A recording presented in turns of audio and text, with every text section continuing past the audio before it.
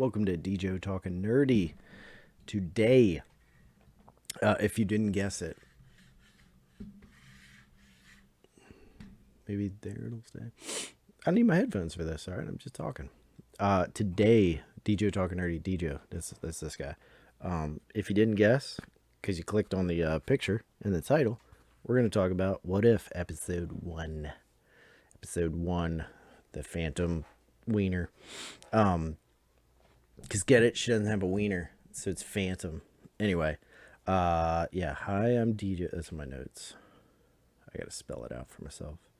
Anyway, we're gonna go through my basic thoughts.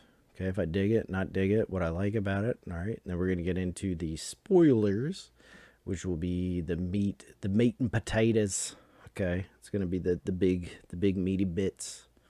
So let's get into it. Now I'm going to click on something, and that should be playing to appease the people with ADHD to look at something while I'm talking.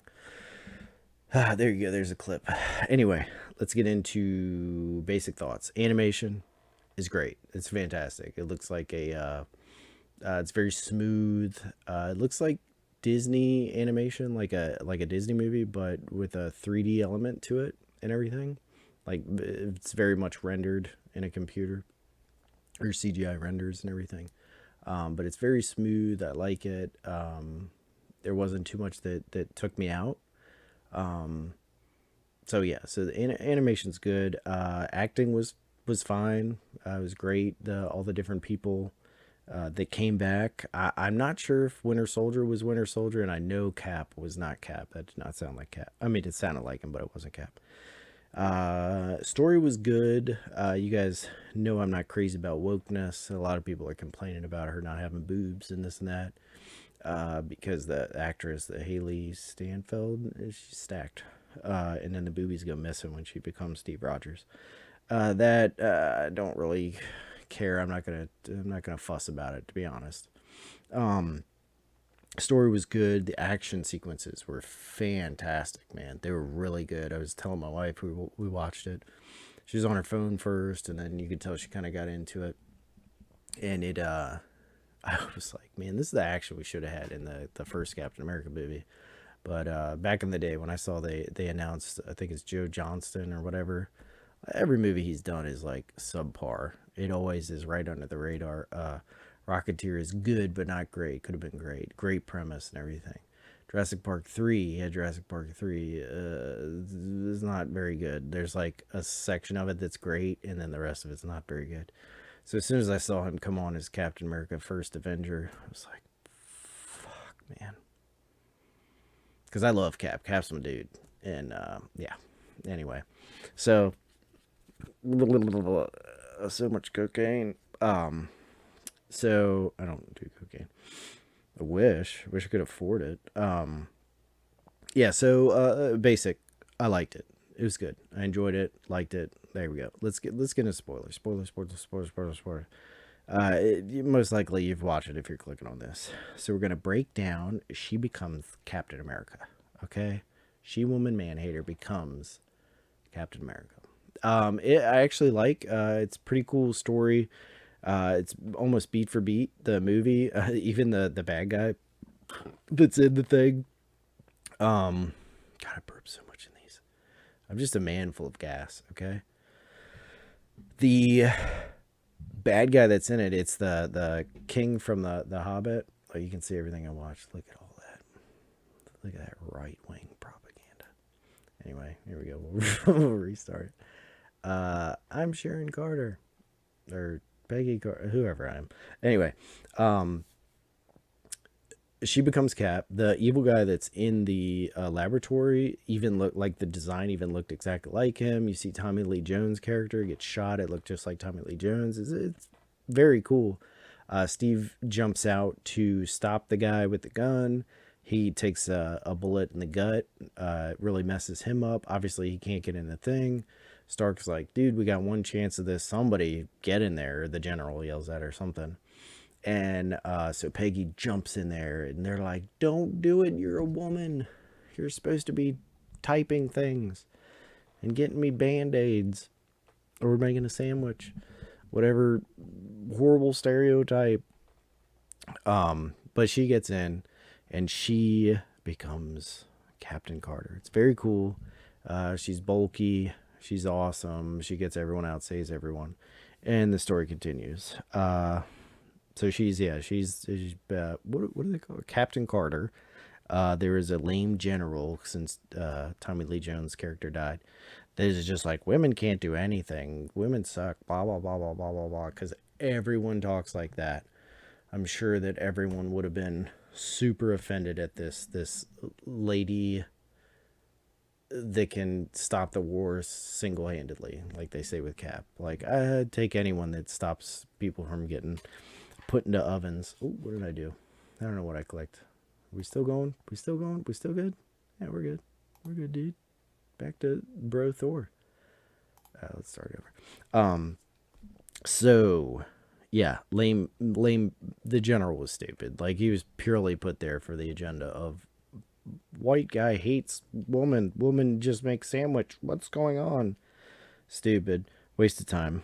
There. So since he won't let her do anything but wash his laundry and uniforms, they're going over the briefing. But she's intelligence and she's there for a reason, and she wants to go in and fight and get the Tesseract because she's learned of that. They have this scene that's almost exactly like the clip from the Captain America movie where he's interviewing the guy. They see the tree from Thor and are like, the Tesseract is here. Where is it? And she's like, dude, the Tesseract. Let me go get it. I got superpowers. Let me go and get this thing before they turn it against us, which is the smart thing to do. But him's mansplaining, him's not understand. So she wants to do it. Tony's there the whole time, hearing bigot white male putting her down. And Tony makes her a suit, and it's cool. She looks great. She goes and dons a suit, goes in, kicks ass. The action sequences are great, and snags the Tesseract. And it's very cool. It's very cool. I'm sure Chris Evans watched this and was like, damn it, why wasn't my movie like that? So yeah, so the general's like, you don't do that. Use your superpower to get them stains out. Really get those stains out of there. That'd be great if you could do that. She doesn't. She doesn't get the stains out. Instead, she plans with Steve to rescue Bucky because he's gone missing, which was cool because I was like, oh, are they gonna get into like Winter Soldier stuff and everything? There's a little bit of her kicking some arse, but I gotta stop pressing buttons. So they go to Peggy goes to rescue Bucky, and it's a bit of a battle. It's very much like the movie sequence and everything. She busts through and has the they're shooting at the same time. That slow motion shot that's really cool. It's dope. It's a cool scene and everything, and I don't mind her being Captain Carter, to be honest. I know there's woke agenda behind it and this and that, but it's a what if, man. It's cool. I like it. I dig it. So she rescues Buck, and then they're kind of like stuck, and all of a sudden the Hydra Smasher comes in, which is Stark made the first Iron Man suit. This time he made the Iron Man suit because he had the technology and the power, with the power core being the Tesseract. And it's really cool. Like, I mean, it's a cool idea. It all lines up and everything. I dig it. It's cool. Oh, let me rewind it. Oh, right wing. Don't let me click on any of those. Everyone will cry. Yeah, so they rescue Buck. We get the Hydra Smasher.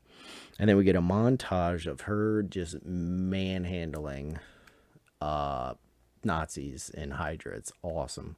It's very cool. Again, like I said, Chris Evans is probably watching it going like, son of a bitch. Like, why couldn't this be me? Well, back then they didn't have a super budget, so you couldn't do all that stuff. But I'd love to see him go back and maybe add some extra cuts into Captain America, the first Avenger. That'd be cool. But yeah, montage of awesomeness. Hydra Smasher with Steve. Oh, by the way, Steve Rogers is in the Hydra Smasher. I don't know if I explained that or not, but he's in there kicking butt. Captain Carter's kicking butt. Bucky, all them kicking butt. It's an awesome montage. Very, very cool. The kids are definitely going to love this what if stuff. I mean, they need to make I know Marvel Legends is making a bunch of figures, but they need to crank them out because kids are going to eat this up. This is going to be something they watch over and over and over again. After the montage, we get to the train sequence where originally Bucky fell off the train to be picked up and eventually become the Winter Soldier. This time they go to the train. Hydra Smasher rips open a compartment of it, and it's nothing but TNT, dynamite, all that stuff. TNT and dynamite might be the same thing. I don't know. But he gets blown to smithereens. They think she's crying. Bucky's sad. Everyone's sad. Wah, wah, wah. And then it gets to because of that, Peggy Carter, Captain Carter, is pissed, right? So she is going to take down Hydra. She's like, I'm sick of it. They killed Steve. I love Steve. They got a little sequence in between. I don't know if I wrote that. But you can tell Captain Carter, Peggy, and Steve, no matter what forms they're in, big, tall, little, they're meant to be. Like, they love each other, which is very cool. Like, it doesn't matter which side of the spectrum they're on. They're both autistic enough to love each other. But it's very cool. I like it a lot. I like that. Like true love is meant to be no matter what. Very cool. I like that they kept that in. She wasn't like a super lesbian once she got bigger. That was great. So she goes, we're going to take down Hydra because they're effing stuff up. Hydra is the worst division of the Nazis. We need to take them out. We may not be able to kill Hitler tonight, but we're going to stop Hydra. So they go out to a big takedown of Hydra, and they get into, sorry, I'm reading my notes at the same time.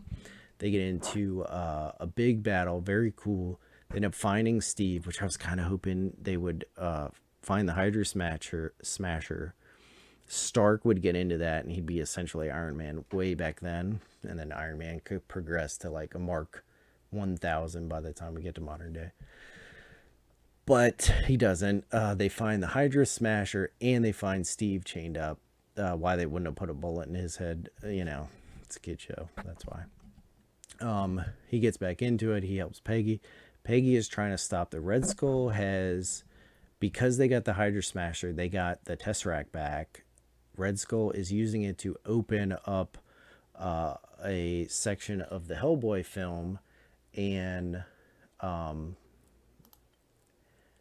section of if you've seen Hellboy, you know what I'm talking about. The giant squid comes through. It was a total take from Hellboy, and the squid's gonna dominate the earth. It grabs Red Skull and squishes him. Red Skull again gets the gayest storyline ever. Red Skull never gets any love. He's such a great villain in the comics, but he gets shat on constantly. Anyway, he gets smushed. Peggy's trying to fight the squid. The Hydra Smasher is trying to take him out.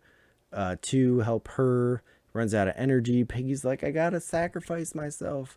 And the worst part is they show the sequence of her going through the tunnel, and it's got like one little wrap. Oh, I wanted to pause it there.